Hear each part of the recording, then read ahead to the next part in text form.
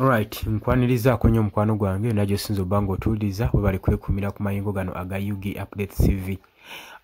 Information evuva mu Botswana eri mu South Africa egenze maaso n'okwegaana ebigambibwa ebyabaddewo mu Democratic Republic of Congo. Ngenda kubanga mbikuwa gwagalo twinga kukirira wansi waliwo ekigambo subscribe kikoneko kuba oli ku Yugi Update TV ko sinzo bango tuliriza. Wabula nawe ali emitala wa mayanja ali mu diaspora kutegeeza nti kirira wansi waliwo ekigambo subscribe kikoneko ojja kuba omusabulu nnyo tweyungako solo kubanga ofollowinga ng'olikinga ng'okomentinga. Jjukira ebyabaddewo olunaku olw'eggulo mu Democratic Republic of Congo. Conflicts ezaagenda mu maaso n'okubanga bayeekera bana ba M23 bawamba ebitundu naddala ebibuga ebikola ettundutundu lya Democratic Republic of Congo. Kakati bukyanga bawamba kino ekikolwa nga kino ekyabaddewo ennaku ezise kibadde tekinnabeerawokko. Wabula mu kiro ekyakeesa ebire byaluli kigambibwa nti abatuuze abawangaalira mu Democratic Republic of Congo mu kibuga Goma bakolebwako obulumbaganyi gwe mukwano gwange ali yampuliriza, era olutalo lwali lwakiro matundu budde eyo era ne lukeesa. Era okukakana ng'abantu ababalirwamu 52 nga be balutonzeemu obulamu. Abantu 52 be balugulamu obulamu. Kakati okusinziira ku kikanga bwe kyaliwo ne ku ntiisa eyaliwo, bannaggwanga abawangalira mu Goma omwali obulumbaganyi obwo bagenda maaso n'okusibako ebyanguwa ebyabwe baabulira ekibambulira.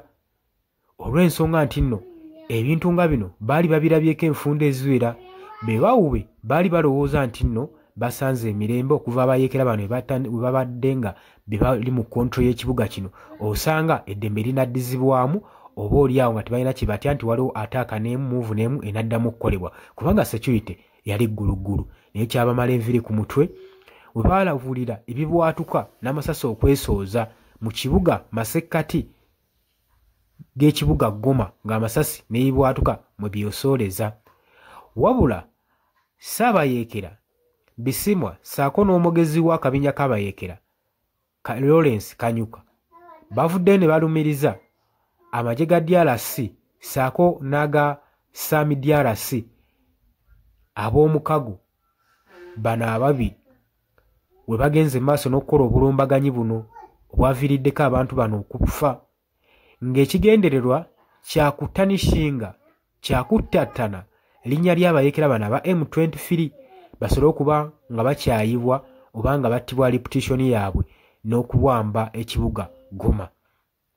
Bo bagamba nti ekyaviiriddeko amagye gano aga DRC saako ne ga Sami DRC aga South Africa ab'omukago okubanga basalako Goma babadde baagala kubanga bagyeddiza nga bezza ekibuga kino ekintu ekitababeeredde kyangu kubanga naffe batusanze tulaba newankubadde badde baagala tukubasumagiza batusanze tulaba era emmundu yatolokose oluvannyuma nga baresistinze nga bawithdrawinze ne basobola okuba nga bapulinga back troops zaabwe ne basobola okuba nga baddayo.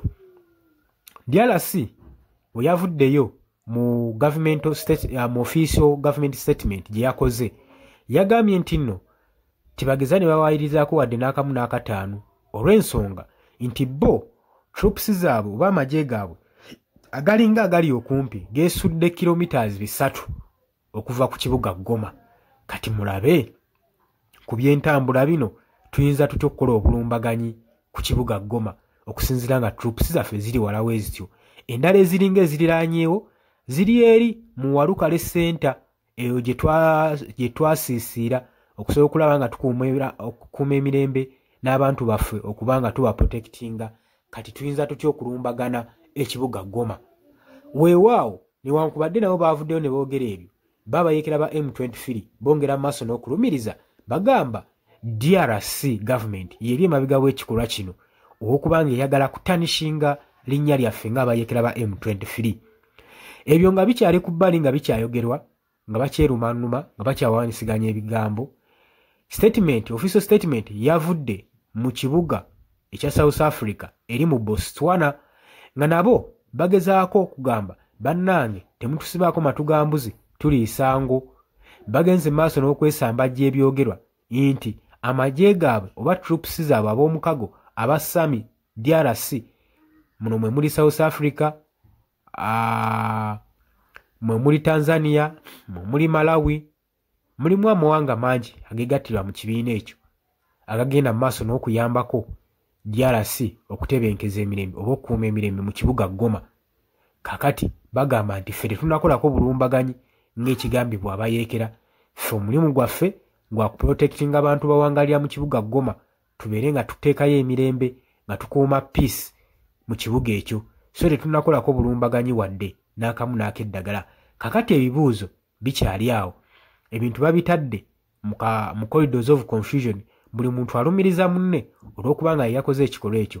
Yo DRC egamba abayeekera ba M23 bebaze ne bakola obulumbaganyi obwo ng'ekigendererwa tebannakituwa lwaki abayeekera bano aba M23 baba bakola obulumbaganyi ku territories gye batwala nga bo. Jjukira ku ntandika y'omwaka guno baasalako eggwanga erya DRC ne basalako ekibuga Goma ne bakiwamba saako ne airport yaako ne bagisiizinga. Tebaakoma okwo, abayeekera bano nga beemanyi eryanyi nga omanyi eryanyi eryemale, era baagenda mu maaso n'okuba nga basalako ekibuga ekirala Bukavu nakyo ne bakiwamba. Tebaakoma okwo, ne bagattirako ne airport eya Buvuma nayo ne bagezza, nga mu kyo kwe kwagala okuba nga beprotectinga entambula zonna eziyinza okwanguyiza omulabe waabwe okubatuukako babeere nga bazisiizinga. Ebyo nno bye byaliwo ku ntandika y'omwaka guno, newankubadde baadde bongedde okwadvansinga nga bawambye n'akabuga ke bayita Walukale olw'enteeseganya ezaali mu kibuga Daha eri mu Kata.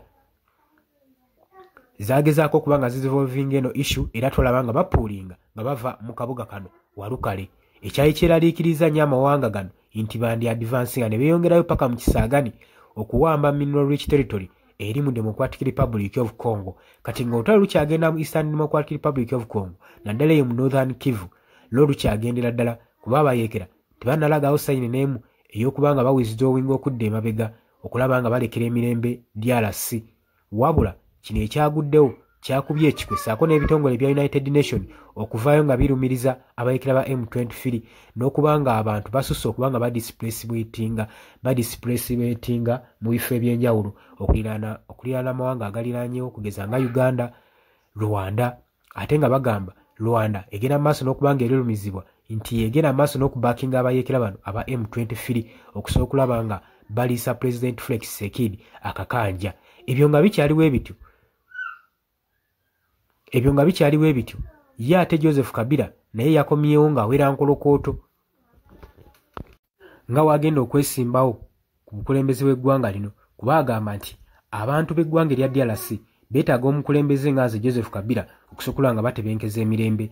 N'agamba nti nno ekizibu kya Congo, ekizibu kya DRC si bayeekera ba M23 wabula Felix Tshisekedi omukulembeze waalyo yagaanye okuba ng'atuula mu nteeseganya n'abayeekera bano okusobola okulaba ngazza ng'awa eddembe abannaggwanga bano aba DRC.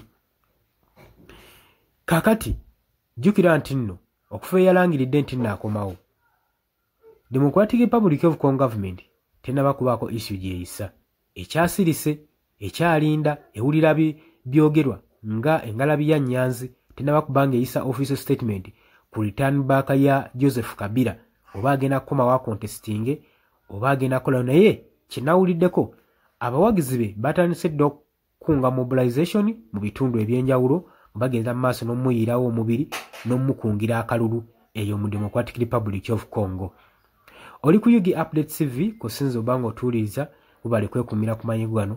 Gwe nagambye agala otweyungako kirira wansi waliwo ekigambo subscribe kikoneko, ojja kuba osobola bulo nnyo otweyungako. Abali emitala w'amayanja mwembanirizaako nnyo. Mbagala nnyo, tugenda kuba nga tukomawo, temuva ku Yugi Updates.